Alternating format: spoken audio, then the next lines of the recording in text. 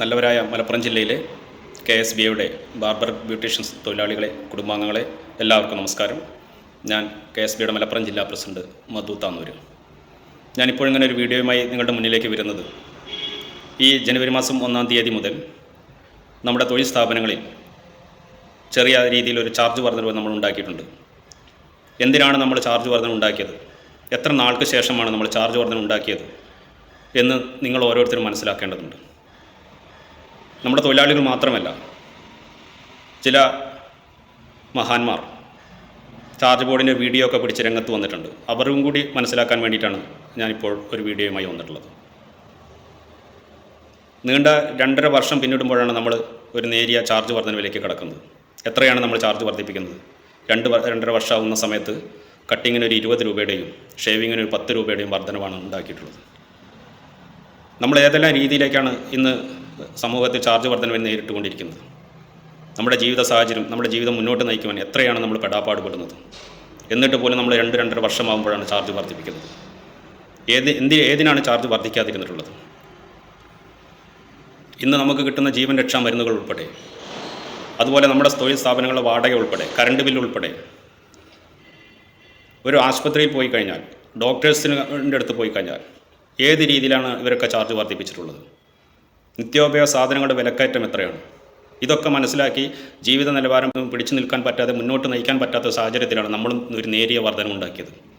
അപ്പോഴാണ് ചില മഹാന്മാർ വീഡിയോയും പിടിച്ച് രംഗത്ത് വരുന്നത്. എന്താ വീഡിയോയിൽ പറയുന്നത്? ഇതാ ചാർജ് വർദ്ധിപ്പിച്ചിരിക്കുന്നു ബാർബർമാർ, ഇതാ ലോകം തന്നെ ഇടിഞ്ഞു വീഴാൻ വേണ്ടി പോകുന്നു. 20 രൂപ 30 രൂപയുടെ വർധന ഉണ്ടാക്കിയ സമയത്താണ് ഇത്തരം മഹാന്മാർ രംഗത്തിറങ്ങിയിട്ടുള്ളത്. എന്നിട്ട് പറയുകയാണ്, അതിൽ കുറച്ച് ആളുകളുടെ കമൻറ്റും 50 പൈസയുടെ ബ്ലേഡും, എന്തിൻ്റെയാണ് ചിലവ് നിങ്ങൾക്ക്? ചില കമൻ്റ് ഇടുന്ന മഹാന്മാരുടെ വേറൊരു രംഗം. ഇവരൊക്കെ ഒന്ന് മനസ്സിലാക്കേണ്ടത്, നിങ്ങൾ ഈ വീഡിയോ പിടിച്ച് വരുന്ന ഒരു മൊബൈലിൻ്റെ കാര്യം മാത്രം നിങ്ങൾ മനസ്സിലാക്കൂ.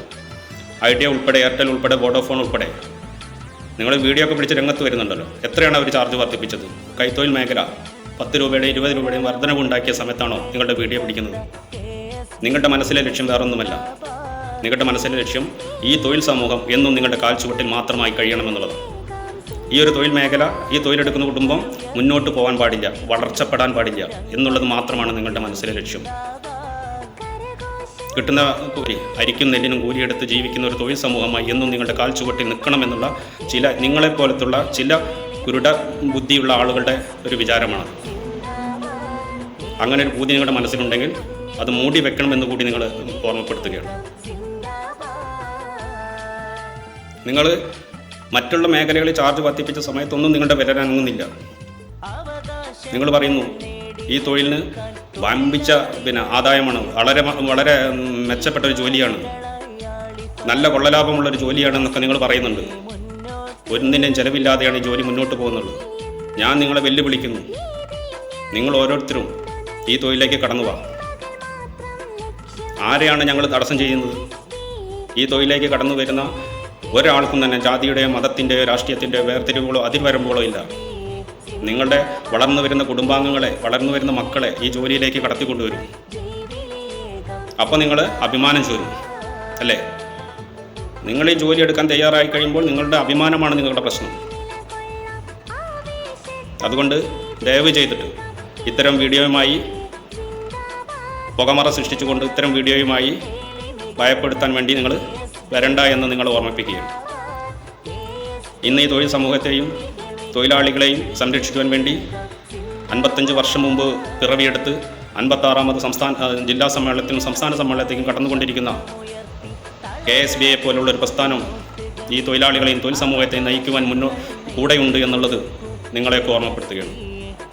നമ്മുടെ തൊഴിലാളികൾ ഓരോരുത്തരും മനസ്സിലാക്കേണ്ടത്, ഇത്തരം കുരിഷ്ടബുദ്ധികളുള്ള ആളുകളെ മാറ്റി നിർത്തി വരുന്ന കസ്റ്റമറുകൾക്ക് നല്ല നല്ല സേവനം കൊടുത്ത് നമ്മൾ ഉണ്ടാക്കിയെടുത്തുള്ള ഈ ചാർജ് വർധനവ് മതിയായ രീതിയിൽ അംഗീകരിച്ച് സഹകരിപ്പിച്ച് ജോലി എടുക്കണമെന്ന് വളരെ വിനയത്തോടു കൂടി ആവശ്യപ്പെടുകയാണ്. നമ്മുടെ ചില തൊഴിലാളികൾ മതിയായ രീതിയിൽ കിട്ടുന്ന രീതിയിലേക്ക് ജോലി എടുക്കുന്ന ആളുകളും, അതുപോലെ തന്നെ ഈ ചാർജ് ബോർഡ് വെക്കാൻ പോലും മടി കാണിക്കുന്ന ആളുകളുണ്ട്. അവരൊക്കെ മനസ്സിലാക്കേണ്ടത്, നമ്മുടെ ജീവിതങ്ങളെ മുന്നോട്ട് നയിക്കുവാൻ, മുന്നോട്ട് കൊണ്ടുപോകണമെങ്കിൽ നമുക്ക് ഈ ചാർജ് വർധന ഉണ്ടായേ തീരും. ഈ ചാർജ് വർധനവുമായി തൊഴിലാളികളും നാട്ടുകാരും കുടുംബാംഗങ്ങളും എല്ലാവരും സഹകരിക്കണമെന്ന് മാത്രം അഭ്യർത്ഥിച്ചുകൊണ്ട് ഞാൻ നിർത്തുന്നു. നന്ദി, നമസ്കാരം. ജയ് KSBA.